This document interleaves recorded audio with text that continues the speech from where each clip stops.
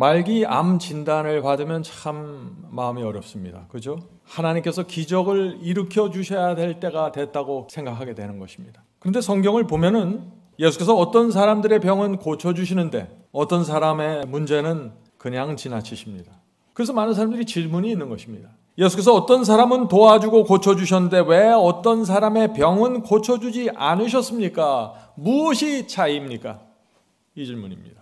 오늘 우리는 기적과 치유가 어떻게 일어나고 안수기도는 어떻게 해야 응답이 되는지 그 문제를 좀 살펴보려고 합니다.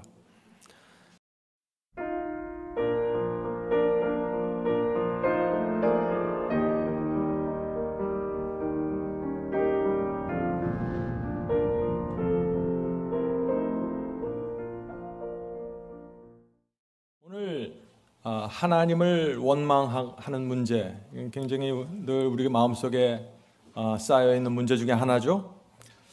병원에서 암 진단을 받으면 어떤 마음이 들까요? 저도 한 10년 전에 의사가 제 피 검사를 하더니 한번 MRI를 찍으셔야겠습니다. 그러니까 가슴이 어떻게 해요? 덜컥거리죠. 그래서 MRI를 찍고 이제 기다리고 있는데 제 옆에 이제 사람들이 아주 다양한 반응이 일어나는 것입니다. 어떤 사람들은 암에 걸렸다고 막 울면서 뛰쳐나가고, 어떤 분들은 암이 아니라고 굉장히 기뻐하고, 그런 분위기 속에서 제가 이제 기다리고 있었을 때 많은 생각들을 하게 됩니다. 말기 암 진단을 받으면 참 마음이 어렵습니다. 그죠? 하나님께서 기적을 일으켜 주셔야 될 때가 됐다고 생각하게 되는 것입니다. 그런데 성경을 보면은 예수께서 어떤 사람들의 병은 고쳐주시는데 어떤 사람의 문제는 그냥 지나치십니다.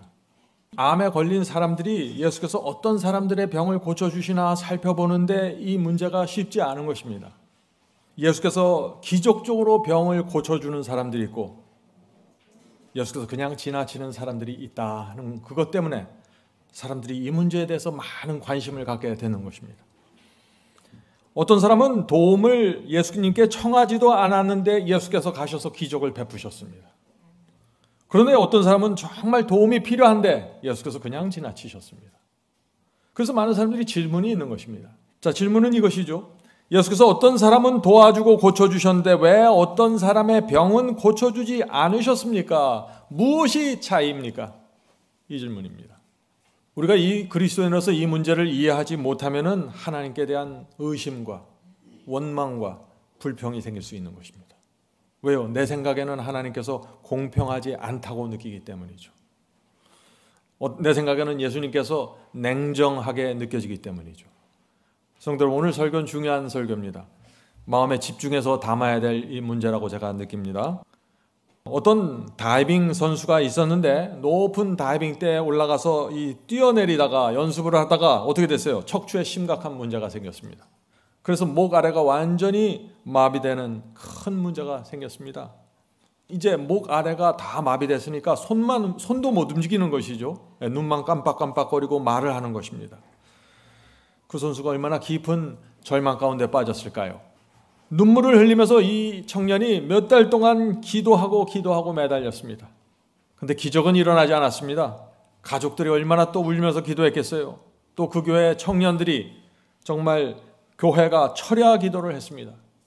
그런데 기적은 일어나지 않았습니다. 그 청년은 손가락 하나 움직일 수 없었습니다. 이 청년의 마음속에 그래서 계속 이런 원망과 하소연이 터져 나오는 것입니다. 신약 성경을 보면 예수께서 불치의 병에 걸린 사람을 고쳐주셨고 심지어 죽은 사람까지 살리셨는데 왜 나는 고쳐주지 않습니까? 왜 내 기도는 들어주지 않습니까? 내가 무슨 그렇게 죄가 많다고 참 처절한 원망을 하는 것입니다.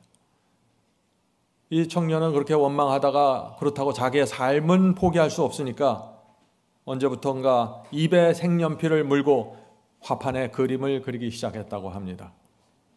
그런데 그러다가 얼마쯤에 시간이 지나가면서 이 청년에게 놀라운 기적이 생겼습니다. 어떤 기적이 생겼을까요? 몸은 여전히 마비된 상태입니다. 그런데 이 청년의 마음속에서 그 암흑 같은 절망이 완전히 사라졌습니다. 그의 마음과 입에서 더 이상 하나님께 대한 원망이 나오질 않았습니다. 이 청년은 만나는 사람마다, 병문안을 오는 사람마다 자신을 구원해 주신 하나님을 찬양하고 영광 돌렸습니다. 성도 여러분, 이 사람에게 어떤 일이 생긴 것일까요?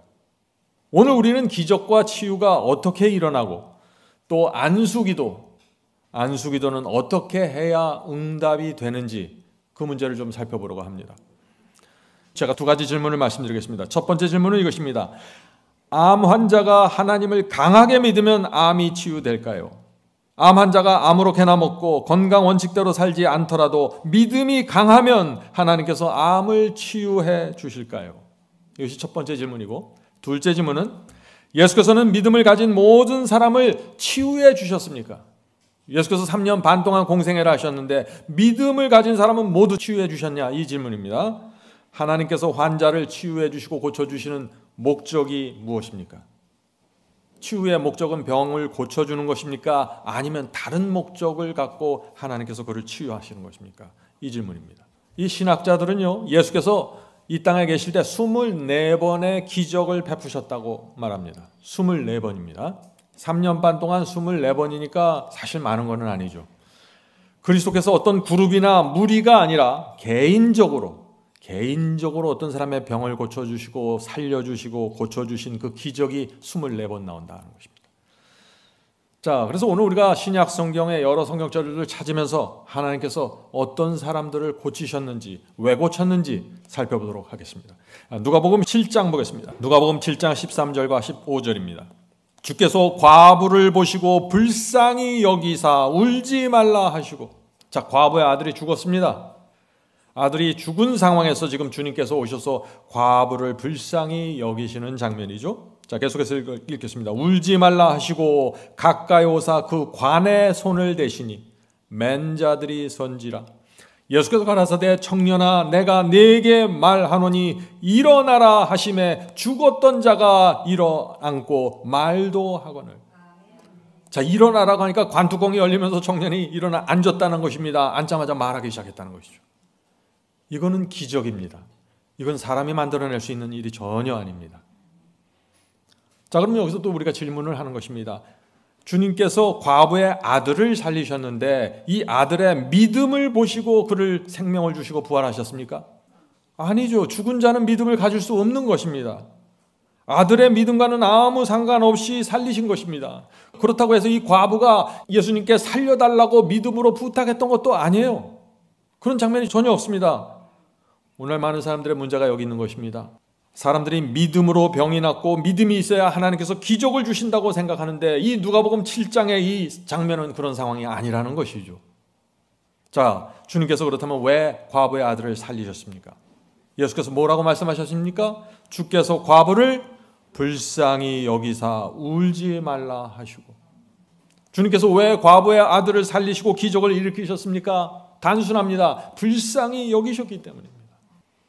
우리 부모들이 자녀를 위해서 정말 애쓰고 정말 자녀들이 생각할 때 기적처럼 보이는 희생을 우리가 하는 이유는 뭐예요? 특별한 이유가 있어요?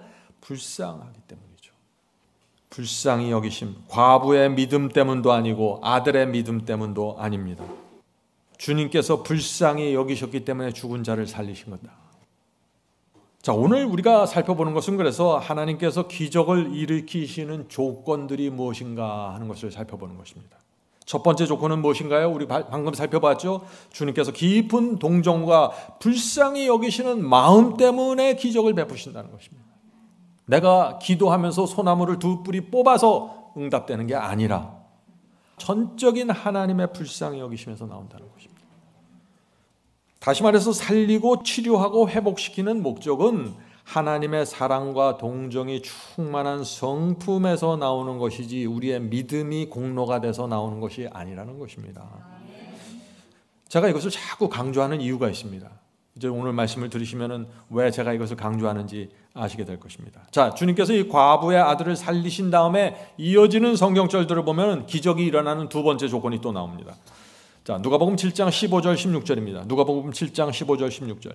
죽었던 아들이 일어나 앉고 말도 하거늘 예수께서 그를 어미에게 주신대 모든 사람이 두려워하며 하나님께 영광을 돌려 가로되 큰 선지자가 우리 가운데 일어나셨다 하고. 자, 기적을 베푸신 두 번째 목적이 무엇입니까? 사람들이 하나님께 영광을 돌리게 하기 위해서입니다. 기적은 나를 위해서 일어나는 것이 아니라는 것입니다. 다시 말해서 암을 고치고 불치병을 치유하기 위해서 기적을 일으키시는 것이 아니라는 것입니다. 치유가 목적이 아니라 하나님의 영광이 목적이라는 것입니다. 우리가 이것을 안다면 우리가 기도하는 단어와 기도하는 내용이 달라지겠죠. 성도 여러분, 기적을 얻기 위해서 기도원에 가지 마십시오. 병을 고치기 위해서 어떤 유명한 목사를 찾아다닐 필요가 없습니다. 저와 여러분에게 기적이 필요하다고 선택하시고 결정하시는 분은 목사도 아니고 기도원도 아니고 하나님 자신이십니다. 하나님께 기도하시는 것입니다. 그분의 사랑과 그분의 지혜로 하나님께서 기적을 일으킬지 말지 결정하신다는 것입니다. 성도 여러분, 기적은 하나님의 성품에서 나오는 것입니다. 기적을 통해서 하나님께서 원하시는 결과는 그냥 몸이 낫고 세포가 회복되는 것이 아니에요. 병의 치유가 아니에요. 하나님께서 당신의 영광을 드러내서 사람들을 구원하기 원하는 것입니다. 나만 장군의 문둥병 아시죠? 나만 장군의 문둥병이 기적적으로 치유되었다고 할지라도 그 나만 장군이 하나님께 영광을 돌리는 삶을 남은 생애 동안 살지 않으면은 기적이 아무런 결과도 만들어내지 않는 것입니다. 문둥병이 완전히 회복됐어도 그 환자 자신이 하나님께 영광 돌리지 않으면은 아무 의미가 없는 것이라는 것입니다. 그래서 하나님의 목적은 하나님의 영광의 목적을 맞추고 이루신다는 것입니다. 요한복음 5장에 또 어떤 이야기가 나옵니까? 베데스다 연못 이야기가 나오죠. 베데스다 연못 주변에 많은 병자들이 있었습니다. 그런데 몇 사람이나 고치셨습니까? 예수께서 38년 된 병자를 고치셨습니다. 그것은 참 놀라운 기적이었습니다. 예수께서는 기적을 일으킨 이유를 이렇게 설명하십니다. 자, 요한복음 5장 36절입니다. 요한복음 5장 36절. 내게는 요한의 증거보다 더 큰 증거가 있으니 아버지께서 내게 주사 이르게 하시는 역사 곧 나의 하는 그 역사가, 이 치유하는 역사가 아버지께서 나를 보내신 것을 나를 위하여 증거하는 것이요. 예수께서 기적을 일으킨 이유가 무엇입니까? 하나님께서 그리스도를 이 땅에 보내신 이유를 증거하고 나타내기 위해서 기적을 행하셨다고요. 예수께서 기적을 일으키시고 불치의 환자를 고치신 이유 무엇입니까? 첫째, 불쌍히 여기셨기 때문입니다. 둘째, 하나님의 영광을 드러내기 위해서입니다. 나사렛 예수는 그냥 목수의 아들이 아니라 하나님의 아들임을 나타내기 위해서 기적을 행하셨다는 것입니다. 그런데 우리 사람들은 자꾸 이상한 생각을 하는 것입니다. 주님, 저를 고쳐주셔야죠. 저를 고쳐주지 않으면 나 하나님 믿지 않을래요. 자꾸 이런 식으로 소통을 하는 것이에요. 지금 하나님의 마음과 병을 고쳐달라고 매달리는 환자의 마음이 전혀 다르다는 것입니다. 지금 예수께서 육체의 질병을 고쳐주신 또 하나의 이유가 있습니다.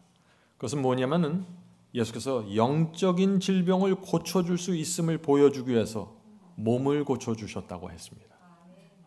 눈먼 자를 고치신 것은 영적으로 눈먼 자들을 다시 그 눈을 뜨게 해서 진리를 볼 수 있게 할 수 있다. 나는 그런 능력을 가졌어 하는 것을 나타내기 위해서 소경을 고치셨다는 것입니다. 귀머거리를 고치신 것은 영적으로 귀먹은 자들이 귀를 열어서 말씀을 깨달을 수 있게 하기 위해서 귀의 문제를 고쳐주셨다는 것입니다. 성도 여러분, 이 예수께서 기적을 행하시고 하나님께서 기적을 행하실 때는 굉장히 큰 목적을 갖고 움직이시는 것입니다. 아무리 기적이 일어나서 소경이 눈을 뜨고 귀머거리가 들을 수 있으면 무슨 소용이 있어요? 그 사람이 영적으로 깨어나지 않으면. 여러분이 두 눈이 다 멀었어요. 그런데 하나님께서 기적적으로 두 눈을 열어주셨어요. 볼 수 있게 됐어요. 그런데 여러분의 영적인 눈이 전혀 닫혀 있으면 무슨 소용이 있냐는 것입니다. 그래서 이 육적인 문제는 반드시 영적인 문제의 회복을 위해서 이루어진다는 것입니다. 오늘 많은 사람들이 기적과 치유는 믿음이 있는 자에게만 나타난다고 말하는데, 그래서 믿음이 없으면 하나님께서 병을 고쳐줄 수 없다고 말하는데 그것은 오해라는 것입니다. 믿음은 기적과 치유가 일어나는 유일한 기준이 아닙니다. 물론 성경에 믿음이 있는 자의 병을 고치는 장면이 나옵니다. 그러나 그것만이 유일한 기준은 아니라는 것을 제가 말씀드리는 것입니다. 자, 만약에 믿음이 없는 사람은 고침받을 수 없다고 생각해 보죠. 오늘날 많은 사람들이 생각하는 것처럼. 자, 그렇다면 어떤 문제가 생길까요? 병이 낫지 않으면은 어떤 생각을 하게 될까요? 그 사람이. 나는 믿음이 없기 때문에 하나님께서 나를 버리셨구나. 날 고쳐주지 않는구나. 이렇게 절망하게 되는 것입니다. 하나님의 사랑과 자비의 성품에 대한 큰 오해가 생기고 하나님을 보지 못하게 되는 것입니다. 하나님은 지금 그 사람 옆에서 기다리고 계신데 이 사람은 하나님을 원망하고 있는 것입니다. 기적과 치유를 오해하면 이런 문제가 생긴다는 것이죠. 자, 한 번은 젊은 여인이 암에 걸렸습니다. 병원에서 이 여인에게 할 수 있는 모든 것을 다 했지만 차도가 없었습니다. 그러자 이 여인의 친구가 찾아와서 우리 함께 기도하자고 했습니다. 그래서 두 사람이 열심히 기도했습니다. 그런데 안타깝게도 암은 계속 악화됐습니다. 친구가 이 암 환자에게 함께 기도하더니 암 환자에게 뭐라고 얘기했겠어요? 아마 네 믿음이 충분히 강하지 않아서 병이 낫지 않는 것 같구나. 암에 걸린 이 여인의 마음이 어땠을까요? 네, 굉장한 상처를 받았겠죠. 슬픈 얼굴로 이렇게 대답했습니다. 처음에는 내 문제가 암이었는데 이제는 내 믿음이 부족한 것이 더 큰 문제구나. 이제 나는 두 개의 문제를 갖게 되었다. 절망스럽다. 나는 분명히 하나님을 믿고 기도했는데 내 믿음이 부족하다니 정말 혼돈스럽다. 이 말을 들은 친구가 또 한마디 거기서 더 얹어요. 뭐라고 했을까요? 어쩌면 네 믿음이 문제 아니라 너에게 아무도 몰래 숨기고 있는 죄가 있는지 모르겠어. 죄가 없다면 하나님께서 너를 고쳐주지 않을 리가 없는데. 오늘날 이런 대화가 교회 안에서 많이 오고 갑니다. 오늘 말씀을 잘 들으세요. 하나님께서 어떻게 기적을 행사하는지. 이 암 환자가 이 여인이 또 이렇게 대답합니다. 처음에는 암이 문제였는데 기도하는 후부터는 믿음이 문제가 되었고 믿음이 부족한 것이 문제가 되었고 이제는 숨어있는 죄가 문제가 되었구나. 이제 나의 가장 큰 문제는 절망과 죄책감이다. 성도 여러분, 이 진리를 정확하게 꿰뚫어 보지 못할 때 어떤 문제가 생기는지 아시겠습니까? 오늘 너무나 많은 사람들이 하나님을 오해하고 있습니다. 하나님의 사랑과 자비를 보지 못해서 하나님을 등지고 떠나가고 있는 것입니다. 더군다나 암에 걸려서 고통스러운 사람들이 말이죠. 신약 성경에는 하나님께서 사람을 불쌍히 보시고 병을 고쳐주시는 모습이 나옵니다. 심지어 믿음이 전혀 없는 사람들의 병도 고쳐주시는 모습이 나오잖아요. 오해하지 마세요. 제가 말씀드리려고 하는 것은 믿음이 없어도 그냥 아무렇게나 사도 고쳐준다 그런 의미가 아니라 믿음만이 유일한 조건이 아니라는 것을 제가 말씀드리는 것입니다. 네. 사도 바울은 자기의 병을 고쳐달라고 몇 번이나 기도했어요? 3번 기도했잖아요. 간절한 마음으로. 아니, 사도 바울이 기도하면 100% 응답하셔야 되는 거 아니에요? 이거 의리상으로? 그렇게 고생하고 매 맞으면서 복음을 전했는데 바울 정도의 헌신과 믿음이라면 하나님께서 그의 병을 기적적으로 고쳐주는 것이 마땅하다고 모든 사람들이 생각합니다. 그런데 하나님께서 고쳐주지 않으셨습니다. 성도 여러분, 우리는 하나님의 성품이 무엇인지 또 하나님의 마음이 무엇인지 알아야 한다는 것입니다. 자녀들이 부모의 마음을 정말 알면요, 자녀들이 엇나가질 않아요. 근데 자녀들이 부모의 마음을 잘 모르고 혼돈하고 오해하면은 부모들이 아무리 잘해놔도 어긋나 버려요. 그렇죠?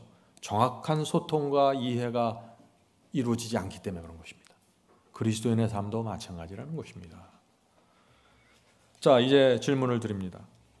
하나님께서 기적을 일으키시고 병을 고치시는 기준과 목적이 무엇입니까? 하는 질문입니다. 중요한 질문이죠. 하나님께서는 그 사람을 통해서 하나님께 영광 돌리기 위해서 기적을 행하시고 병을 고치신다는 것입니다. 물론 믿음이 조건입니다. 그것은 사실입니다. 그러나 우리가 믿음이 무엇인지 정확하게 알아야 된다는 것입니다. 믿음이 조건 중에 하나예요. 그런데 정말 어떤 믿음인가 하는 것은 중요하다는 것입니다. 믿음이 무엇이에요? 믿음은 하나님을 신뢰하는 것입니다. 하나님께서 내 인생의 최선을 위해서 최고의 판단을 내리시고 최고의 결정을 하신다는 사실을 내가 믿는 것입니다. 그것이 믿음이에요. 이런 믿음을 가지면 어떻게 될까요? 질병과 고통 중에 있을지라도, 질병이 낫지 않을지라도, 기적이 일어나지 않을지라도 하나님의 이름을 높이고 여전히 신뢰하면서 하나님께 영광을 돌리게 됩니다. 왜요? 하나님께서는 여전히 나를 위해서 최선의 선택을 하시고 최고의 결정을 하고 있다는 사실을 내가 신뢰하기 때문이죠. 이것이 믿음이라는 것입니다. 그래서 이런 믿음을 가진 사람들은 이렇게 기도하게 됩니다. 성도 여러분, 이렇게 기도해 보세요. 나에게 질병이 생기고 고통이 찾아왔지만 나는 지금 이 상황에서도 하나님께 영광을 돌리기 소원합니다. 나는 하나님의 최선을 믿습니다. 주님의 뜻이면 나는 반드시 고침받을 것을 믿습니다. 하나님의 뜻이면 무조건 고쳐주시는 거죠. 하나님의 사랑과 자비로 어떤 사람을 안 고치기가 어려운 거예요. 그러나 안 고치기로 결정했을 때는 거긴 깊은 의미와 목적이 분명히 존재한다는 것입니다. 그것을 신뢰한다는 것이죠. 이 사람은 하나님께서 기적을 베푸셔서 나를 고치시는 타이밍과 시간은 하나님께 맡기겠습니다. 지금 당장 고침받든지 점진적으로 치유되든지 아니면 예수께서 재림하시는 부활의 아침에 완전한 건강을 받든지 힐링되는 시간은 주님께 맡깁니다. 나는 주님의 사랑과 지혜를 믿습니다. 성도 여러분, 우리가 믿음으로 기도할 때 반드시 응답이 됩니다. 근데 응답되는 타이밍과 시간은 하나님께서 결정하신다는 것입니다. 믿음으로 기도할 때 당장 암덩어리가 떨어져 나갈 수 있을까요? 그렇습니다. 신약 성경에 그런 장면이 나오잖아요. 또 천천히 서서히 병이 나갈 수도 있을까요? 하나님께서 원하시면, 그렇게 선택하시면 그런 결과가 나올 수도 있다는 것입니다. 그리고 세 번째, 하나님께서 선택하시면은 예수께서 재림하실 때 그 부활의 날에 그 사람을 완전한 건강으로 세워서 일으키신다는 것입니다. 이 결정은 하나님께서 하신다는 것입니다. 그것이 어떤 결정이든지 그것은 하나님의 사랑과 자비에서 나온 최고의 선택이라는 것입니다. 이것을 믿는 것이 믿음입니다. 그래서 믿는 자의 마음에 평안이 있는 것입니다. 마태복음 9장을 보겠습니다. 마태복음 9장에는 12년 동안 혈류병 가진 여인이 나오죠. 마태복음 9장 20절 22절입니다. 마태복음 9장 20절 22절. 12해를 혈루증으로 앓는 여자가 예수의 뒤로 와서 그 겉옷가를 만지니 이는 제 마음에 그 겉옷만 만져도 구원을 받겠다 함이라. 예수께서 돌이켜 그를 보시며 가라사대 따라 안심하라 내 믿음이 너를 구원하였다 하시니 그 여자가 그 시로 구원을 받으니라. 지금 이상하죠? 치유를 말하는 것 같은데 내 믿음이 너를 구원하였다고 지금 대답하고 계십니다. 혈루증이 뭔가요? 혈루증은 오늘날로 말하면 자궁출혈과 같은 병이라고 합니다. 자궁에서 피가 흐르는 병이죠. 이 혈루증을 가진 여인들은 이 구약시대에 철저하게 격리되었습니다. 그 여인들이 앉았던 자리에 손을 대는 것도 부정하다고 선언되었습니다. 그래서 이 여인들의 삶이 어떻겠어요? 여인들의 삶이 참 외로운 삶입니다. 누구하고 접촉할 수도 없어요. 남편이 너무 불쌍해서 안아주려고 해도 안 되는 것입니다. 부정하다고 선언이 돼버리기 때문에. 12년 동안 혈루증 가진 이 여인의 고민과 고통을 여러분 한번 생각해 보세요. 이 여인은 수많은 의사들을 찾아다니면서 재산을 다 탕진했는데 전혀 회복이 안 되었다고 했습니다. 마가복음 5장에 그 말씀이 자세하게 나옵니다. 마가복음 5장 25절 29절입니다.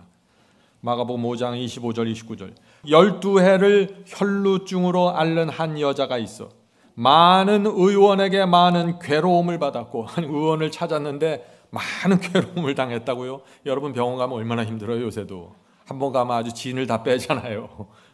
얼마나 힘들었겠어요. 이 여인이 다 허비하였고 아무 효험이 없고 도리어 더 중하였던 차에 예수의 소문을 듣고 무리 가운데 섞여 뒤로 와서 자꾸 예수님 뒤로 오는 장면이 나오죠. 왜? 부정하기 때문에 감히 앞으로 갈 수가 없어요. 뒤에서 몰래 만져야 돼요.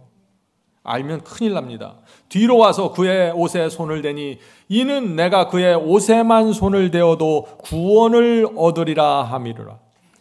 이에 그의 혈루의 구원이 곧 마름에 병이 나온 줄을 몸에 깨달으니라. 여인의 고통을 아시겠죠? 많은 의사를 찾아다녔습니다. 이 여인이 의사를 찾아간 이유는 뭐예요?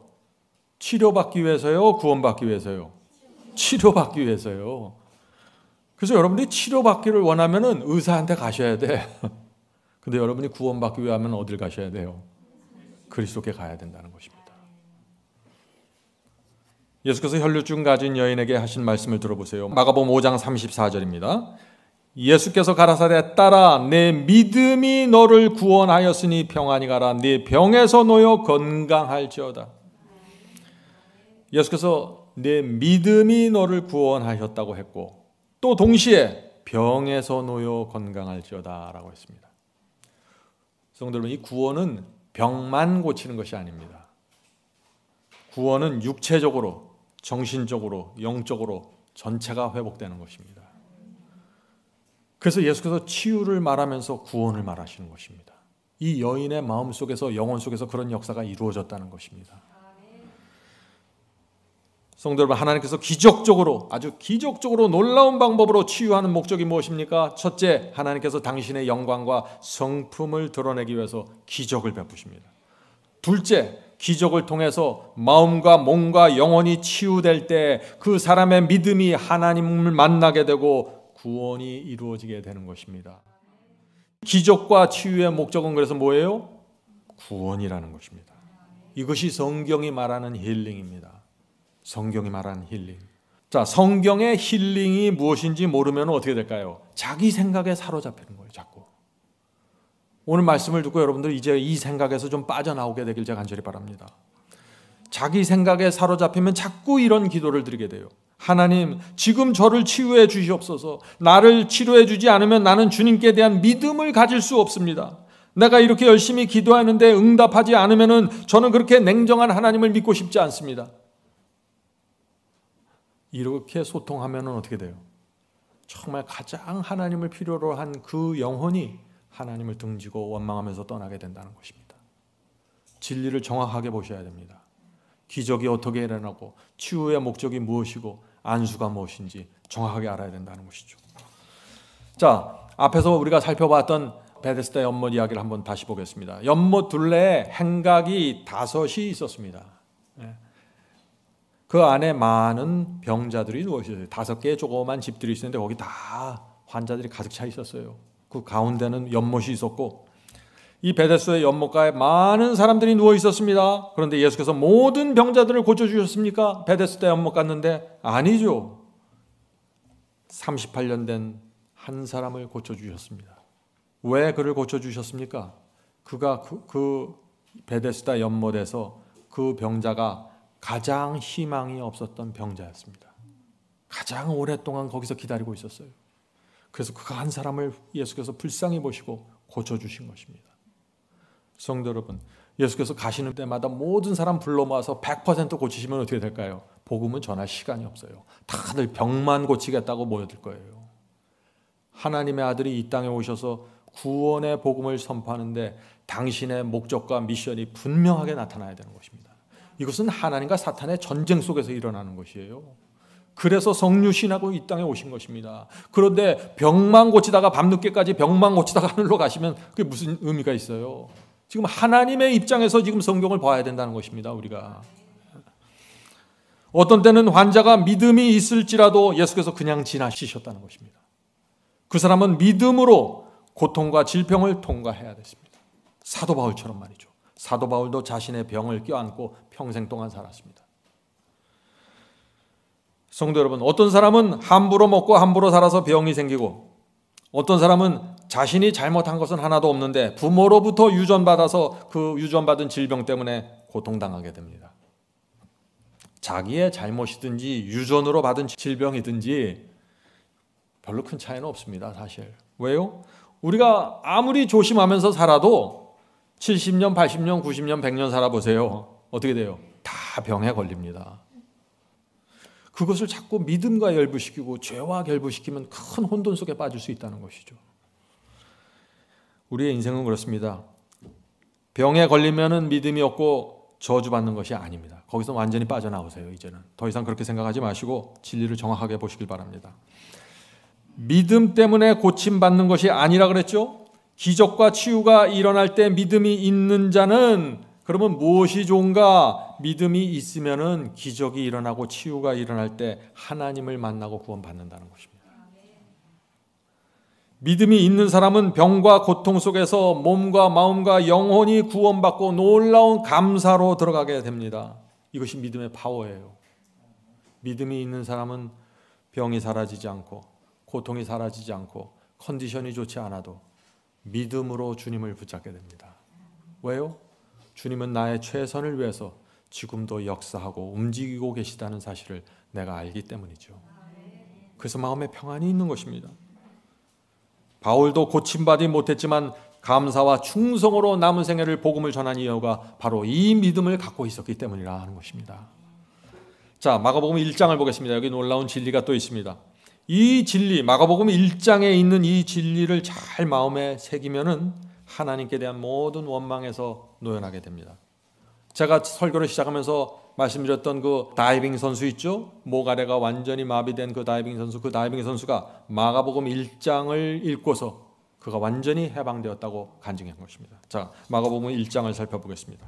마가복음 1장 34절, 예수께서 각색 병든 많은 사람을 고치시며 많은 귀신을 내어 쫓으시되 귀신이 자기를 알므로 그 말하는 것을 허락지 아니하시니라.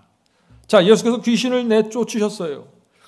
그날 거기에 많은 사람들이 모였습니다. 귀신 들린 사람들이 많이 있었어요. 귀신을 쫓으셨습니다. 그러나 거기 모인 모든 사람들을 고쳐주신 건 아니라는 것입니다. 왜 우리가 그걸 어떻게 알 수 있어요? 그 이어지는 성경절에 그 다음날 또 사람들이 몰려들었어요. 그날 그 동네 사람들 전체를 고쳤으면 그 다음날 사람들이 몰릴 수가 없겠죠. 마가복음 1장 38절입니다. 마가복음 1장 38절. 가로되 모든 사람이 주를 찾나이다. 사람들이 와서 살려달라고 고쳐달라고 애원하는 것입니다. 인간적으로 볼 때 정말 고쳐주셔야죠. 예수께서 그 사람들을 모두 고쳐주셨을까요?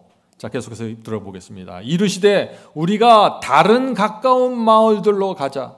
거기서도 전도하리니 내가 이를 위하여 왔노라. 대답이 되셨습니까? 주님의 마음을 이해하시겠나요? 주께서 이 땅에 오신 미션과 목적이 무엇인지 여기서 분명히 설명해 주지 않잖아요. 나는 이 동네만 있을 수 없어. 나는 여기 있는 사람들만 고칠 수가 없어. 나는 내가 33년 반 동안 이 땅에 온 기간 동안 유대 전체를 다니면서 복음을 전해야 돼. 그래서 주께서 아픈 사람을 놔두고 다른 마을로 가신 것입니다. 그런데 사람들이 이 장면만 띄어서 보면 어떻게 돼요? 예수님은 참 잔인한 분 같이 보이죠. 울면서 매달리는데 뿌리치고 다른 마을로 간다. 전체 그림을 봐야 된다는 것입니다. 전체 그림. 제가 다시 질문 드립니다. 베데스다 연못에 수많은 병자들이 있는데 예수께서 왜 그들 모두를 고쳐주지 않았습니까? 그리스도께서 왜 유대 나라의 모든 환자들을 고쳐주지 않았습니까? 이제 대답하실 수 있겠죠. 믿음이 없어서 고쳐주지 않은 것이 아니라는 것입니다. 그렇게 생각하면 큰 오해죠. 주께서 성육신을 하는 이유는 복음을 전하기 위해서입니다. 사람들에게 구원의 복음을 전하고 12 제자를 훈련시켜서 그들을 통해서 땅끝까지 복음을 전하기 위해서 이 땅에 오셨다는 것입니다. 우리가 다른 가까운 마을들로 가자. 거기서도 전도하리니 내가 이를 위하여 왔노라. 성도 여러분, 우리가 이 말씀을 알면은 여기서 하나님의 마음을 우리가 만나게 되는 것입니다. 성도 여러분, 주님의 목적이 무엇입니까? 우리에게 재물과 건강을 주기 위해서 오신 거 아니에요. 병을 고쳐주려고 오신 것이 아니라 우리를 위한 주님의 최종적인 목적은 구원입니다. 최종적인 목적은 우리를 하늘로 데려가는 것입니다. 그것이 주님의 소원입니다. 너희가 이 땅에서 지금 하나님과 사탄의 전쟁이 치열하게 벌어지고 있는데, 사탄의 병의 균을 퍼뜨리고 있는데, 여기서 너희가 사상자가 생기고 데미지가 생기지만 네가 끝까지 견디고 믿음으로 견뎌다오. 내가 반드시 너희를 구원할 것이다.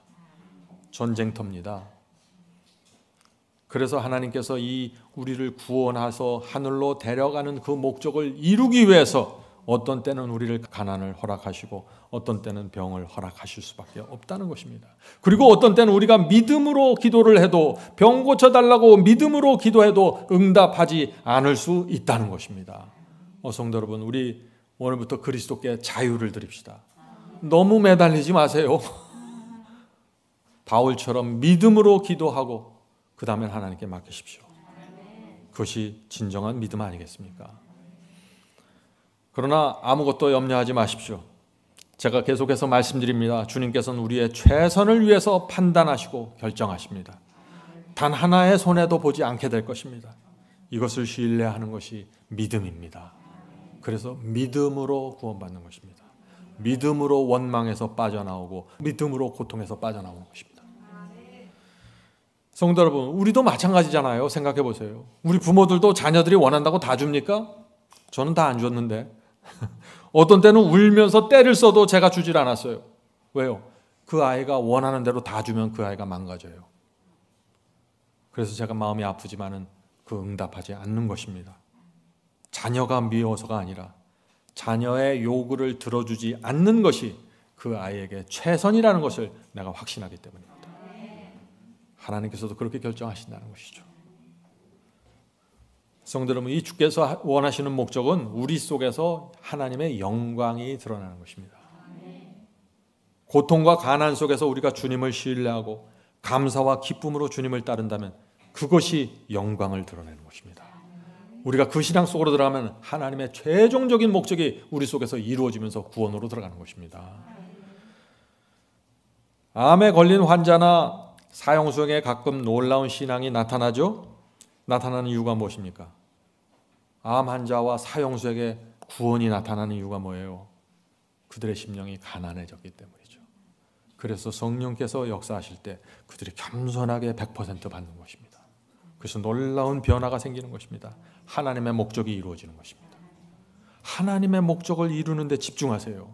병이 걸렸습니까? 고통이 생겼습니까? 내가 이 상황 속에서 하나님의 목적을 어떻게 하면 이룰까요? 여기에 집중해서 기도하시면 100% 응답받게 된다는 것입니다.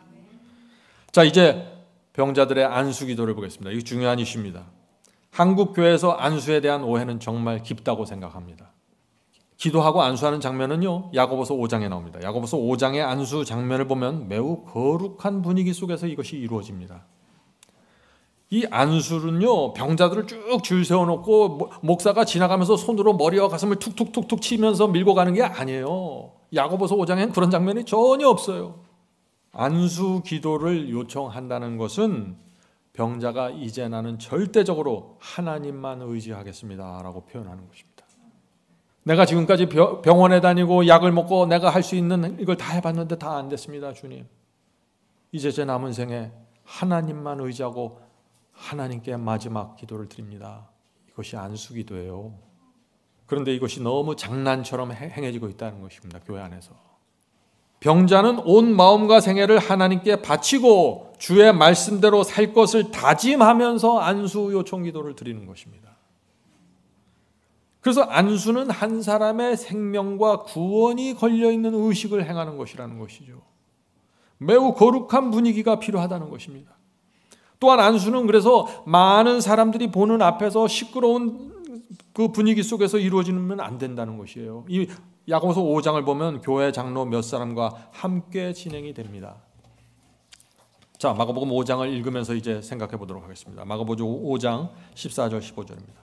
너희 중에 병든 자가 있느냐? 저는 병자죠. 저는 교회 장로들을 청할 것이요. 자, 순서가 어떻게 돼요? 안수기도의 순서, 먼저 병자가 요청하는 것입니다. 목사가 이리 오세요. 제가 안수해주면 다 납니다. 이게 아니라는 거예요. 병자가 요청하는 것입니다. 병자가 요청하면 교회 장로 몇 사람이 연합해서 환자를 중심으로 무릎 꿇고 기도하는 것이 안수라는 것입니다. 자, 오늘 많은 교회에서 자꾸 목사들이 먼저 나서고 기도원에서 먼저 나서서 우리 여기 오면 낫습니다. 안수 받으세요. 자꾸 이러는데 잘못됐다는 것입니다. 환자 자신이 하나님을 바라보는 마음이 중요한 것입니다. 왜 제가 자꾸 이런 절차를 강조할까요? 사탄이 자꾸 이 면에서 안수 기도의 면에서 자꾸 틈을 타고 들어오기 때문에 제가 이 절차를 중요하게 생각하는 거예요. 안수 기도할 때 장로들에게 요청하잖아요. 이 장로들은 완전히 하나로 연합된 마음으로 병자를 위해서 간구해야 합니다. 그래서 이 장로들 사이에 마음에 다툼이나 불화가 있으면 안 되는 것입니다. 안수 기도할 사람들이. 안수는 병자를 하나님 앞에 바치는 것입니다. 그래서 우리가 이것을 정말 알면은 함부로 안수하겠다는 말 하기도 어려워요. 정말 조심스러운 것입니다, 이것은. 자, 계속해서 야고보 5장 말씀 읽겠습니다. 장로들은 주의 이름으로 기름을 바르며 위하여 기도할지니라. 자, 기름을 바른다고 했습니다. 왜 기름을 바를까요? 기름은 무엇을 상징하죠? 성령을 상징합니다. 근데 성경에서 성령을 상징하는 것이 여러 개입니다. 비둘기, 성령 상징하죠. 불도 성령을 상징하고 바람도 성령을 상징하고 기름, 다 성령을 상징하는 것입니다. 근데 안수 기도할 때는 기름을 바르라고 했습니다. 왜 그럴까요? 기름은 특별히 성소와 연결된 성령의 역사를 뜻합니다. 그래서 7 금초 때 기름이 들어가죠. 또 대제사장을 구별할 때도 기름을 그에게 붓습니다. 그래서 병자의 이마에 기름을 바른다는 것은 이 환자를 거룩하게 구별해서 대제사장처럼 구별해서 하늘 성소에 계신 대제사장 앞에 바치는 것입니다. 그래서 기름이라는 성령의 표상을 이용하는 것입니다. 자, 그래서 이 기름을, 환자의 이마에 기름을 받을 때 이런 의미가 있는 것입니다. 주여, 이 병자는 간절한 심령으로 하나님만 의지하겠다는 믿음으로 안수를 요청하고 있습니다. 이제 환자에게 기름을 바르고 거룩하게 구별해서 하늘 대제사장께 드리오니 주께서 이 영혼의 몸과 마음과 정신을 구원해 주시옵소서. 안수를 통해서 하나님께 영광 돌리기 원하오니 이 영혼을 불쌍히 보시고 고쳐 주시옵소서. 이렇게 안수하고 기도하면은 응답하실까요? 이건 100% 응답이 되는 것이에요. 지금 제가 100% 응답이 되는 안수 기도를 설명드리는 것입니다. 왜 이것이 100% 응답이 되나? 제가 이제 설명을 드립니다. 그런데 응답은 되는데 제가 다시 말씀드립니다. 응답하시는 시간은 누가 결정하신다고요? 하나님께서 결정하신다고요. 자, 하나님께서 셋 중 하나를 결국 선택하시는 것입니다. 첫째, 하나님께서 원하시면은 당장 치유하는 기적을 일으키십니다. 둘째, 하나님께서 원하시면 점진적으로 그 영혼을 치유어 가정을 밝게 합니다. 셋째, 하나님께서 원하시면 예수께서 재림하시는 부활의 날에 그 영혼을 의인으로 일으키시고 완전한 건강을 주신다는 것입니다. 이 셋 중 어느 것이 이루어져도 100%의 응답이라는 것입니다. 성도 여러분, 하나님께서 우리에게 이 안수 기도라는 놀라운 의식을 주신 것은 정말 귀한 것입니다. 중요한 것은 뭐냐면요, 안수 기도할 때 병자가 하늘 가족으로 입적될 수 있다는 사실입니다. 놀라운 구원의 역사가 그 사람의 생애에서 이루어진다는 것입니다. 하나님의 최종적인 목적이 이루어지는 것이 안수를 통해서 환자의 삶과 생명 전체를 바치면서 그 환자의 마음속에 죄와 부패를 고집하는 정신이 있을 수가 없겠죠. 그렇죠? 안수 기도할 때 이 환자가 죄를 고집하거나 부패를 고집하거나 하나님을 대적하는 그런 정신과 의도와 동기가 있을 수가 없는 것입니다. 완전히 하나님께 바쳐진 마음으로 기도하고 장로들이 연합하는 마음으로 하나님께 이 영혼을 바치는 것입니다. 이 영혼이 구원받게 되는 것입니다. 그래서 요한복음 11장 26절 보세요. 무릇 살아서 나를 믿는 자는 영원히 죽지 아니하리니 이것을 내가 믿느냐. 안수기도를 통해서 이 경험이 된다는 것입니다. 요한일서 5장 12절 아들이 있는 자에게는 생명이 있고. 그래서 하나님의 눈에 보실 때는 우리 세포가 죽냐 살았냐, 우리 심장이 뛰냐 안 뛰냐가 중요한 것이 아니라 이 영혼이 하늘의 생명을 갖고 있고 구원받느냐, 거기에 초점을 맞추시는 것이에요. 안수기도를 통해서 이 모든 조건이 이루어질 수 있다는 것입니다. 성도 여러분, 진리대로 사셔야 돼요. 자꾸 여기서 인간적인 요소를 이렇게 저렇게 더해갖고 이것이 더 멋있어, 다 어긋나는 것이에요. 이것들이. 야고보서 5장 15절 보겠습니다. 야고보서 5장 15절 믿음의 기도는 병든 자를 구원하리니. 그렇죠? 이런 믿음으로 기도할 때 병든 자가 구원받는다는 것이에요. 주께서 저를 일으키시리라. 혹시 죄를 범하였을지라도 사하심을 얻으리라. 안수기도는 병든 자를 구원합니다. 주께서 반드시 병든 자를 일으키십니다. 지금 당장이거나 서서히이거나 아니면 예수께서 재림하시는 그날에 완전히 일으키십니다. 안수기도는 그래서 제가 반드시 응답되는 기도라고 제가 말씀드리는 것입니다. 왜요? 하나님께서 영혼을 구원하시는 모든 조건이 안수기도를 통해서 이루어지기 때문에 그렇습니다. 제가 말씀드리는 것입니다. 과거에 이 병자가 수없이 많은 죄를 범했을지라도 이 병자가 십자가 보혈을 붙잡고 회개하고 하나님의 말씀과 계명대로 이제 내가 남은 생애를 살겠습니다. 하나님의 영광만을 위해서 살겠습니다 라고 기도하는데 사하심을 못 받아요? 당연히 사하심을 받죠. 그래서 놀라운 구원이 이루어진다 하는 것입니다. 제가 참 좋아하는 말씀을 읽어드리겠습니다. 이 말씀은 정말 중요한 말씀입니다. 잘 들어보세요. 이 말씀은 Call to Medical Evangelism 35페이지에 있는 말씀입니다. 많은 사람들은 그들이 기도했기 때문에 하나님께서 그들 질병으로부터 보호해 주실 것이라고 기대한다. 오늘 많은 사람들이 그렇죠? 내가 기도했으니까 난 날 거야. 이렇게 단순하게 생각한다는 것입니다.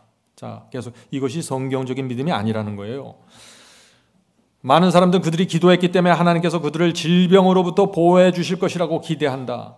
그러나 하나님께서는 그들의 기도에 응답하지 않으실 것이다. 왜냐하면 그들의 믿음은 그들의 행위와 일치하지 않기 때문이다.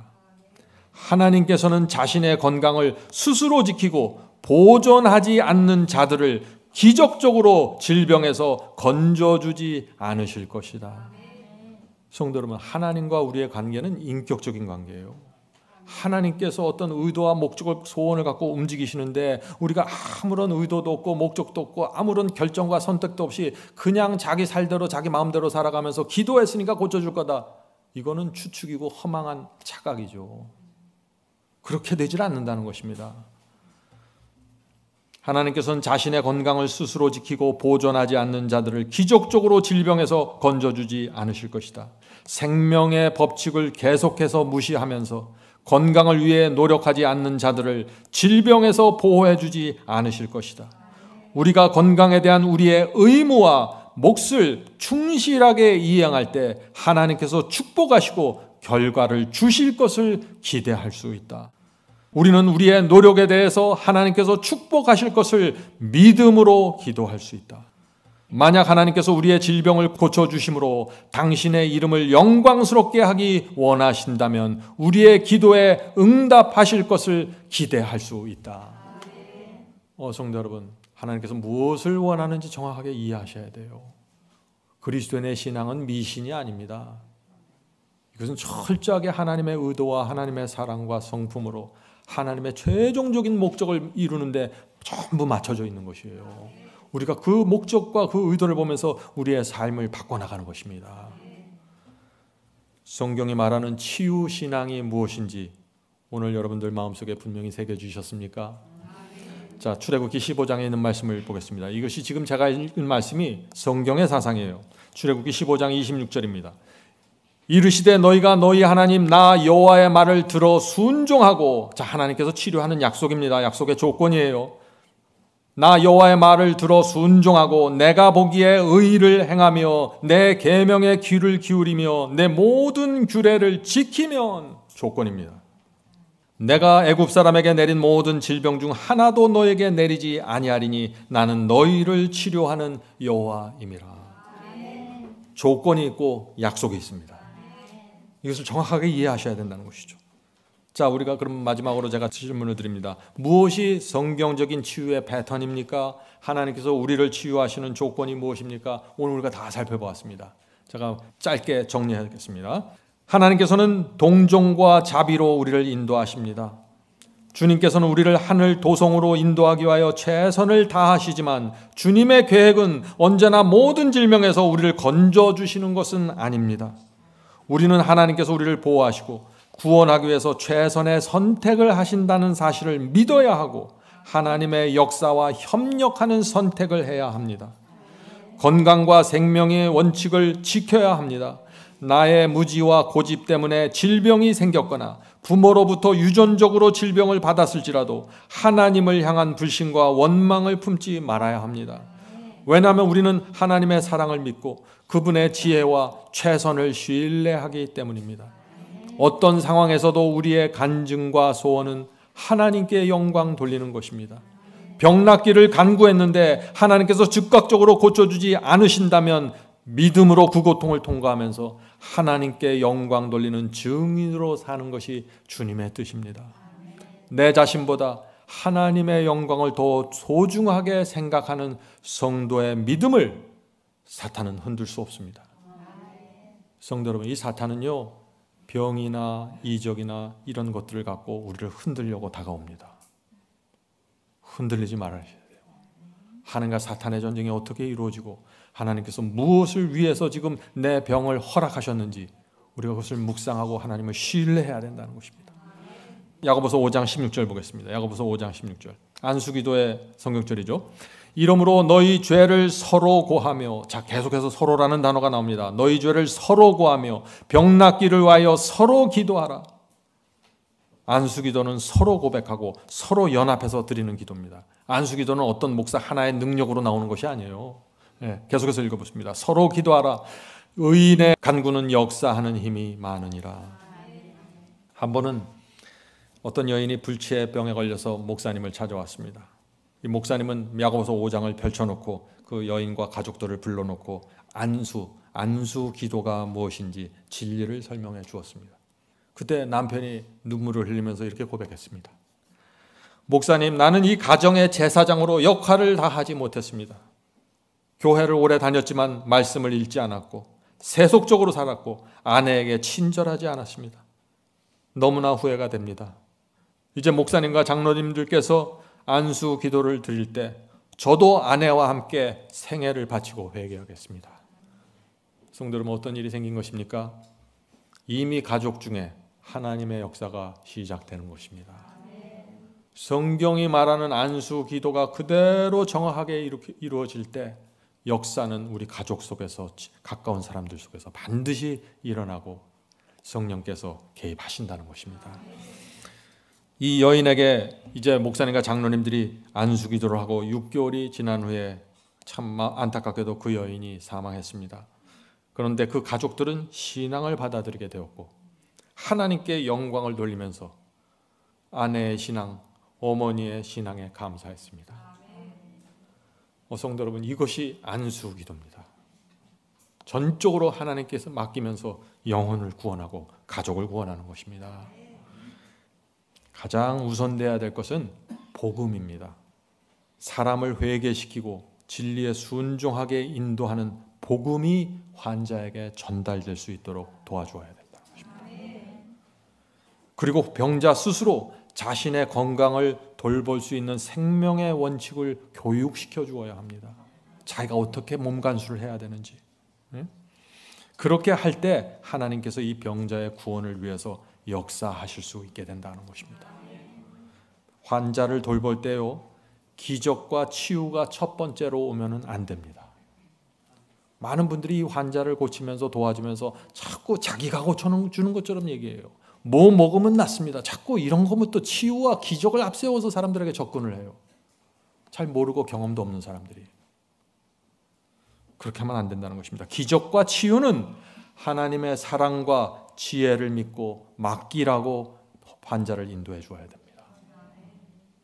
그것이 믿음입니다. 복음과 구원을 첫 번째로 삼고 환자들을 돌봐줄 때 이 병자들의 마음이 하나님을 신뢰하게 되는 것입니다. 자기 컨디션이 나빠지거나 좋아지거나 자기 병이 낫거나 안 낫거나 계속해서 하나님을 신뢰하고 하나님을 바라보면서 나가게 된다는 것입니다. 구원받게 되는 것입니다. 몸은 나빠져도 구원이 이루어지는 역사가 이루어지는 것입니다. 그런 환자들의 마음속에서 원망과 불평이 사라지게 되겠죠. 성도 여러분, 우리가 이 땅에 태어난 목적이 무엇입니까? 잊지 마세요.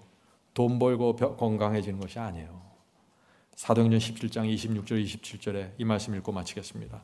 인류의 모든 족속을 한 혈통으로 만드사 온 땅에 거하게 하시고, 인류의 모든 사람들을 온 땅에 거하게 하셨어요. 저희의 연대를 정하시며 누구는 몇 년부터 몇 년 살고 누구는 미국에 살고 누구는 한국에 살고 하나님께서 다 정해주신다는 것입니다. 왜? 이유는 이것입니다. 이는 사람으로 하나님을 혹 더듬어 찾아 발견케 하려 하심이로되 그는 우리 각 사람에게서 멀리 떠나 계시지 아니하도다. 우리를 향한 하나님의 목적은 우리가 태어나서 나이가 들면서 이 나라로 가든지 저 나라로 이민 가든지 더듬어서 하나님을 발견하고 진리를 찾게 하는 데까지 끌고 가시는 것입니다. 그 과정 속에서 어떤 사람은 아프고 어떤 사람은 가난하게 되고 어떤 사람은 고통당하게 되는 것입니다. 하나님께서는 그런 것들까지 이용해서 모든 것을 합력하여 선을 이뤄내신다는 것입니다. 이것을 우리가 믿고 신뢰하는 것을 믿음이라고 한다는 것입니다. 성도 여러분, 하나님께서 마지막 순간까지 저와 여러분을 구하시려고 최선을 다하실 것입니다. 그것을 믿는 것이 믿음입니다. 부디 성령께서 우리를 향해서 하나님의 마음을 보여주시길 제가 간절히 바랍니다. 하늘에 계신 저희들의 아버지, 저희가 믿는 하나님이 사랑과 자비의 하나님이셔서 정말 감사합니다. 저희가 다른 신을 믿었으면 어떻게 될 뻔했습니까? 정말 우리를 위해서 모든 것을 주시고 모든 것을 바치시고 우리를 하늘로 데려가기 위해서 모든 것을 운영하시는 하나님을 신뢰합니다.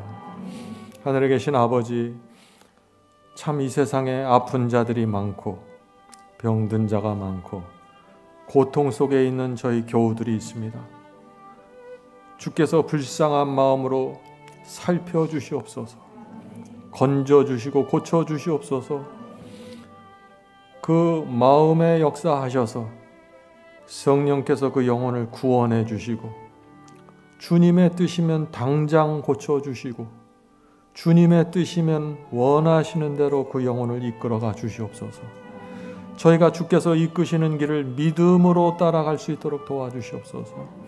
그래서 주의 목적이 저희 생에서 완전하게 이루어져서 저희가 기쁨으로 남은 생애를 살 수 있도록 도와주시옵소서. 하늘에 계신 아버지, 하나님을 저희가 신뢰합니다. 십자가를 볼 때마다 하나님에 대한 신뢰가 저희 마음속에 깊어집니다. 주여, 주께서 저희의 가난과 저기의 경제적인 고통과 암과 육체적 어려움을 주께서 아시오니 하나님의 지혜와 능력과 판단에 따라서 이끌어가 주시옵소서. 하늘에 계신 아버지, 이곳에서 영혼들이 계속 고침을 받고 구원받고 하나님을 이해하는 성도들이 나타날 수 있도록 도와주시옵소서. 진리 안에서 자유로워질 수 있도록 축복해 주시옵소서. 오늘 엎드려 기도하는 성도들에게 함께해 주셔서 몸과 마음과 영혼을 치유해 주시옵소서. 예수님의 이름으로 간절히 기도드립니다. 아멘.